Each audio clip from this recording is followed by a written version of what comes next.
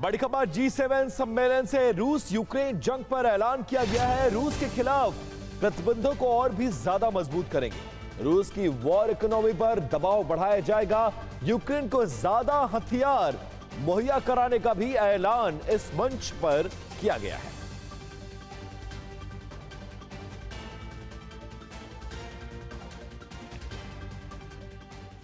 और Russia Ukraine war पर G7 का ऐलान, रूस के खिलाफ सख्ती को बढ़ाया जाएगा। रूस की UEM जयपुर एक आदर्श लक्ष्य है। भावी छात्रों के लिए अच्छी नौकरी, भविष्य के लिए तैयार कौशल के साथ अच्छी शिक्षा। वॉर इकोनॉमी पर दबाव बढ़ाएंगे। हम अपने प्रतिबंधों को और भी ज्यादा मजबूत करेंगे। गैस और तेल सेक्टर पर कड़े प्रतिबंध लगाए जाएंगे। हॉर्मुज़ खुलने के बाद सख्ती बढ़ाने का यह सही वक्त है जिसमें यूक्रेन को मदद मिलेगी। यूक्रेन की आजादी, संप्रभुता की रक्षा की जाएगी। G7 के देश यूक्रेन को मदद देने के लिए एकजुट होते नजर आए। यूक्रेन को एयर डिफेंस सिस्टम, इंटरसेप्टर और भी ज्यादा चीजें मुहैया कराने की बात कही गई है।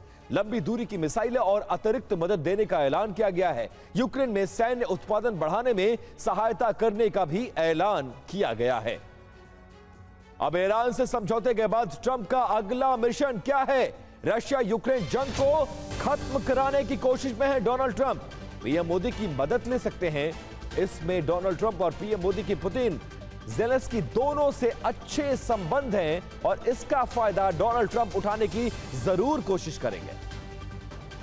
पीएम मोदी और ट्रंप की यह मुलाकात महज एक कूटनीतिक बैठक नहीं बल्कि दो वर्ल्ड लीडर्स की महा मुलाकात है।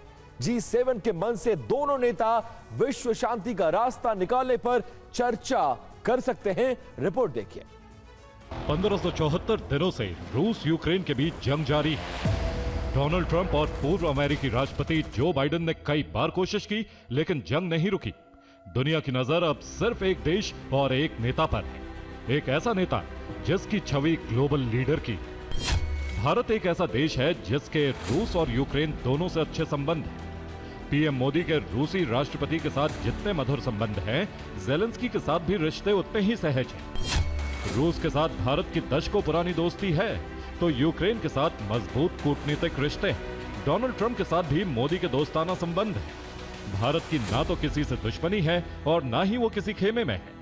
भारत की यही कूटनीति उसे सबसे अलग और सबसे अहम बनाती है। यही वजह है कि भारत आंखों में आंख डालकर कहता है ये वक्त युद्ध का नहीं। युद्ध के मैदान में समाधान संभव नहीं होते।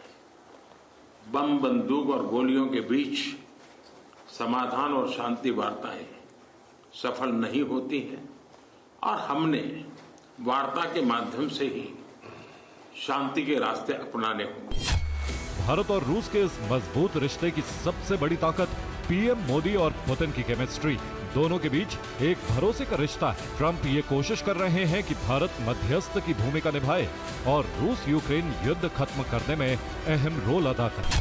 ट्रंप ये जानते हैं कि भारत ही एक ऐसा देश है जो रूस और यूक्रेन दोनों के साथ बैठकर शांति का रास्ता निकाल सकता है, क्योंकि ट्रंप को भी पता है कि जब दुनिया रूस से दूरी बना रही थी उस वक्त भी भारत ने रूस का साथ नहीं छोड़ा।